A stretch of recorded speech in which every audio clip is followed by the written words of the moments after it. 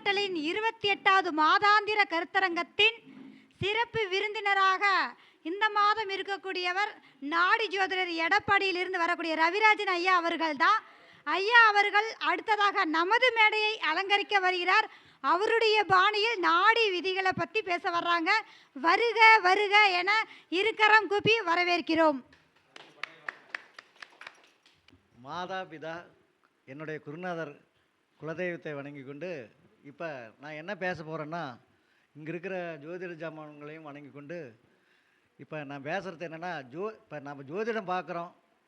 அவங்க வந்தவங்க எந்த கேள்வி வேணாலும் கேட்கட்டும்.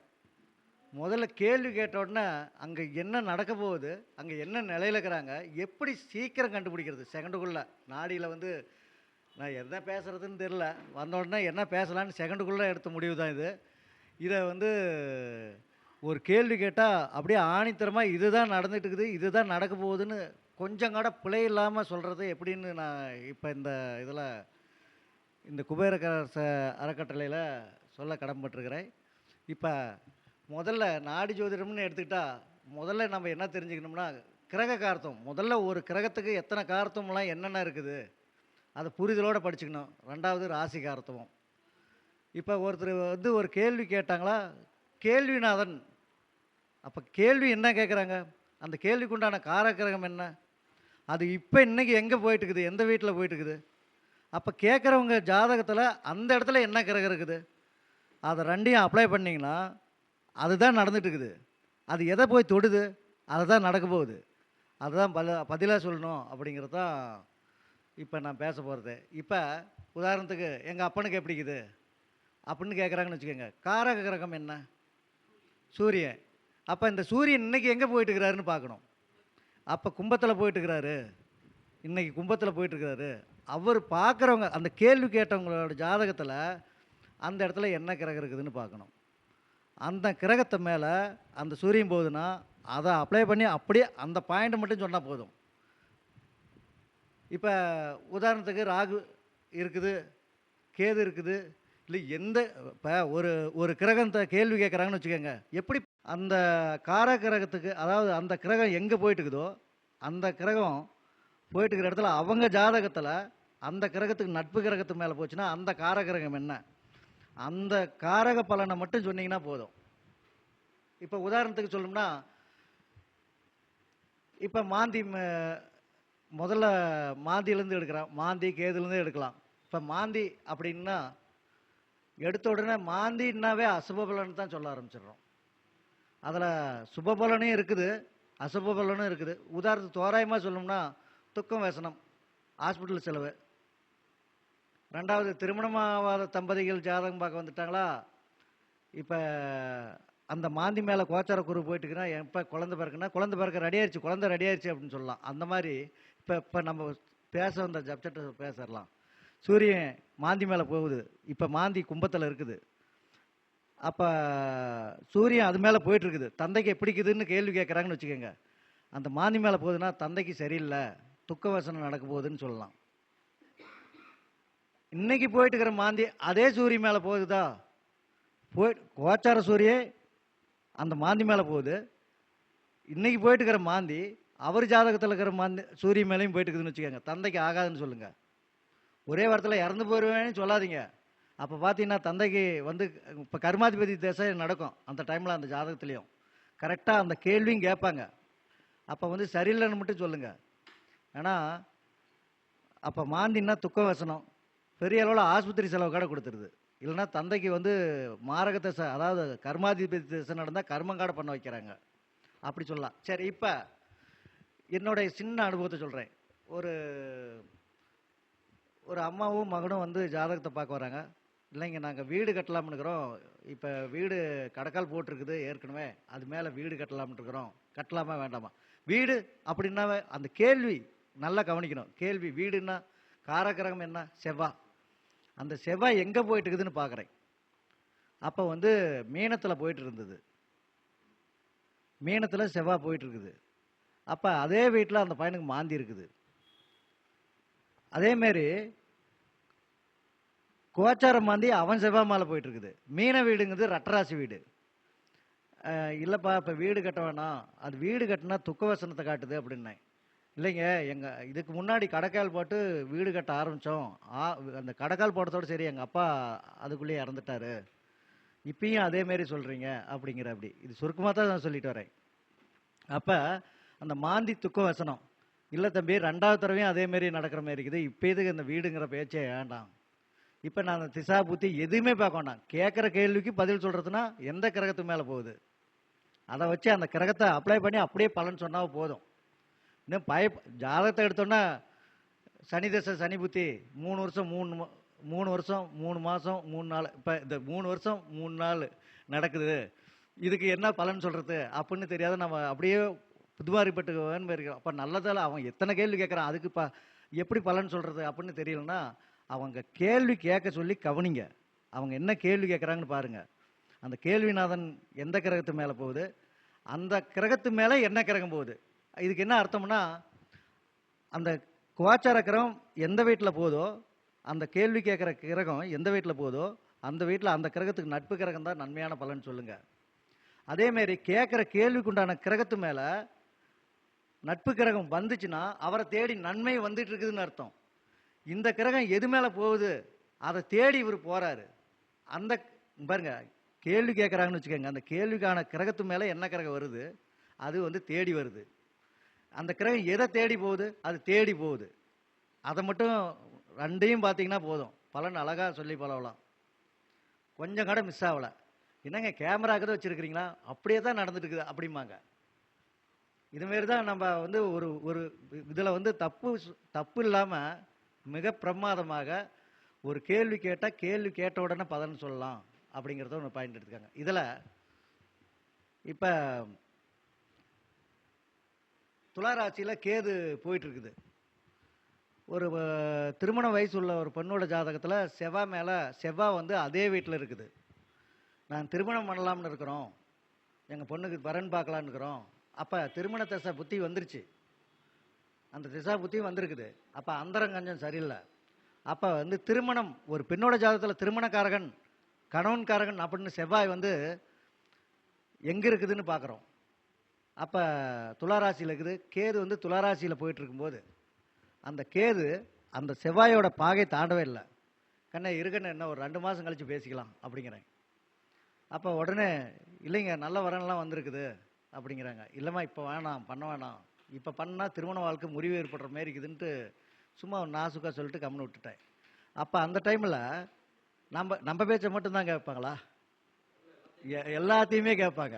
அப்போ அதில் யார் ஜாதகமாக சொல்கிறாங்களோ அவங்க பேச்சை மட்டும்தான் எடுக்கிறாங்க.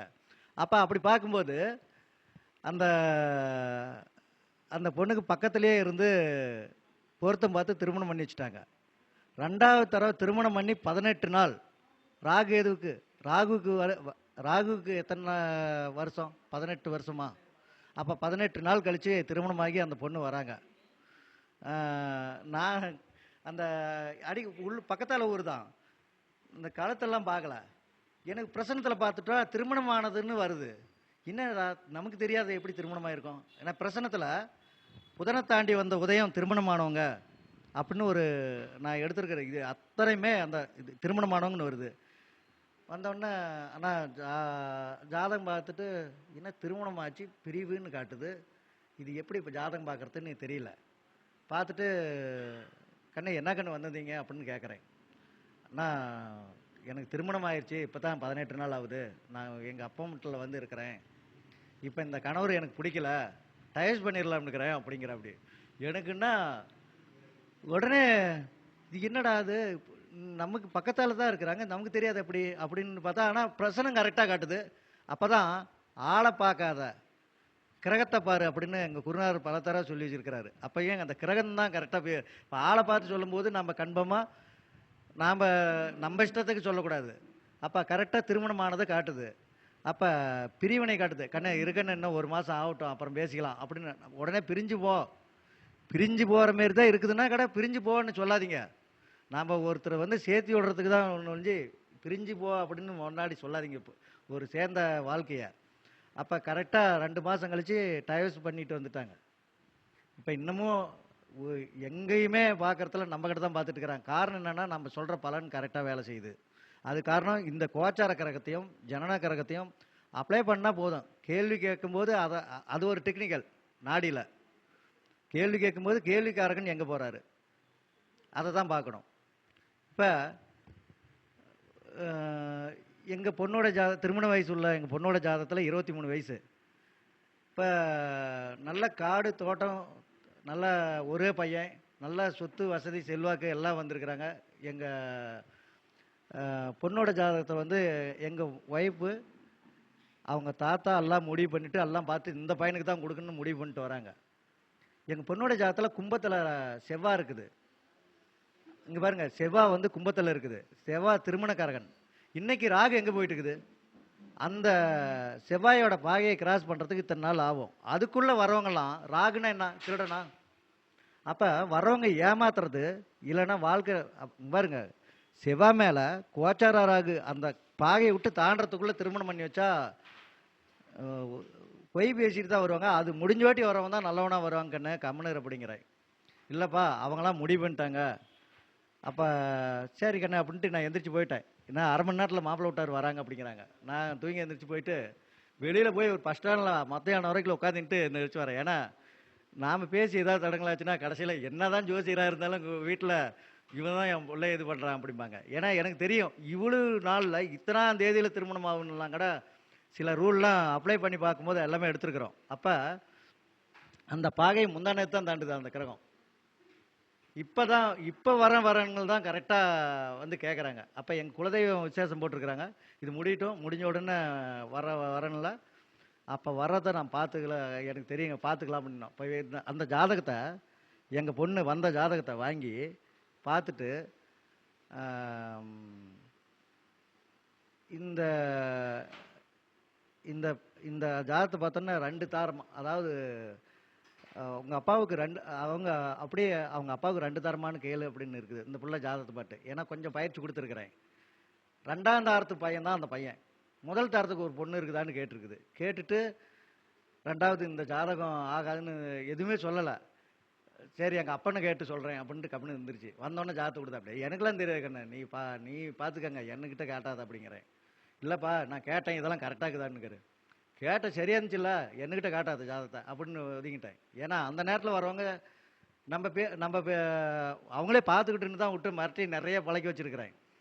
அப்போ அந்த ஜாதகத்தில் பார்த்தீங்கன்னா பரிவர்த்தனை கிரகத்து மேலே கோச்சார சந்திரன் போயிட்டு இருக்குது. கரெக்டாக சுக்கிரனும் சனி பகவானும் பரிவர்த்தனை. அந்த பரிவர்த்தனை கிரகத்து மேலே போகும்போது இந்த பொண்ணுக்கு வந்து அந்த பையனுக்கு வாக்கப்பட்டிருந்தா கரெக்டாக இது 2ஆம் இந்த பிள்ளையும் டைவர்ஸ் ஆகி தான் வரணும். இந்த பிள்ளையும் அந்த பையனுக்கு வந்து அவங்க அப்பாவுக்கு எப்படி 2ஆம் தாரத்து மனைவி தான் பையன் அப்படி வந்துச்சா அதேமாரி இந்த பிள்ளை மாரி ஜாதகத்தில் பார்த்துட்டோன்னு கண்டுட்டு வேண்டாம்பா இன்னைக்கு உன் பேச்சை கேட்குறேன்பா, இன்னைக்கு தான்ப்பா வாழ்க்கையில் மீறி இருக்கிறேன் அப்படின்ட்டு பேசாமல் அந்த பாயிண்ட்டு சொல்லி கொடுத்தேன். நீயே பார்த்துக்கண்ண, இனிமேலாம் நான் வந்து வரேன்னு பார்க்குறதோட நீயே பார்த்துக்கா, ஏன்னா நான் வந்து பேசலை அப்படின்ட்டு சொல்லிட்டு நான் அப்படியே கோபத்தோடு ஒதுங்கிட்டேன். ஆனால் அந்த நல்லா பார்க்குற அப்படி பயிற்சி தான். இதுக்கு சும்மா செகண்டுக்குள்ளே பார்க்குற வித்தையெல்லாம் வந்து என்னன்னு கேட்டிங்கன்னா கேள்விநாதன் என்ன, அந்த கேள்விநாதன் எங்கே போயிட்டு இருக்கிறாரு, அது மேலே என்ன கிறங்கும் போது இதை 2ஐயும் பார்த்து அப்ளை பண்ணிங்கன்னா போதும். பலன் என்ன கேள்வி வேணாலும் கேட்கட்டும் சொல்லலாம். 2வது திருமணத்துக்காக காத்திருக்கிற ஒரு பொண்ணோட ஜாதகத்தில் செவ்வாய் மேலே ராகுவோ கேதுவோ போகும்போது திருமணம் வரேன்னு பார்க்காதீங்க, அந்த பாகையை தாண்டுற வரைக்கும். இல்லைன்னா கேது போச்சுன்னு வச்சுக்கோங்க, அங்கே செவ்வாய் மேலே கேது போச்சுன்னா கன்ஃபார்மாக திருமண வாழ்க்கை பிரிவினை, செவ்வாய் கேது பிரிவினையாக வரப்போகுது. செவ்வாய் மேலே ராகு போகுதுன்னு வச்சுக்கோங்க, சித்திரவதை கொடுமை பண்ணுறவனா வருவான்.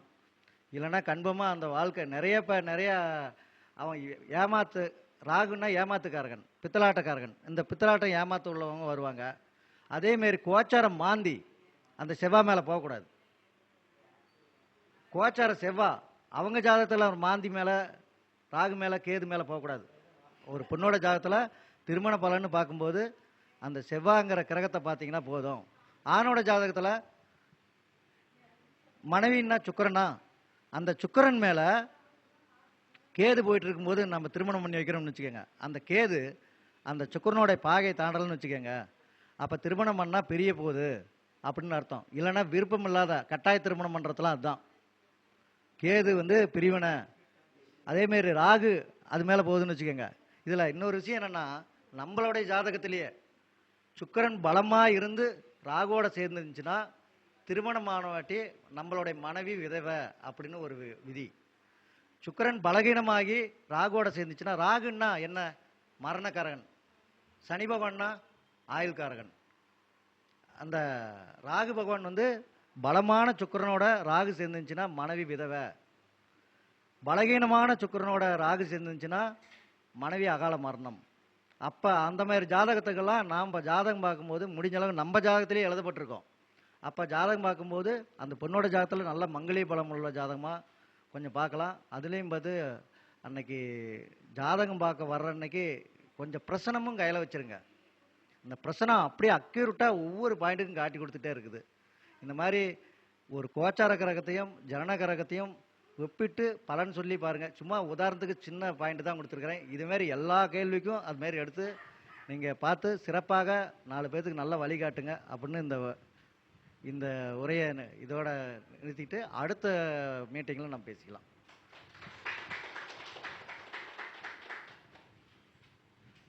ஐயா அவர்கள் நாடியை பற்றி முக்கியமான விதிகள் அற்புதமாக பேசியுள்ளார். அவர்களுக்கு நன்றியை தெரிவித்துக் கொண்டு குபேர கலச அறக்கட்டளையின் நிறுவனர்கள் கௌரவிப்பார்கள்.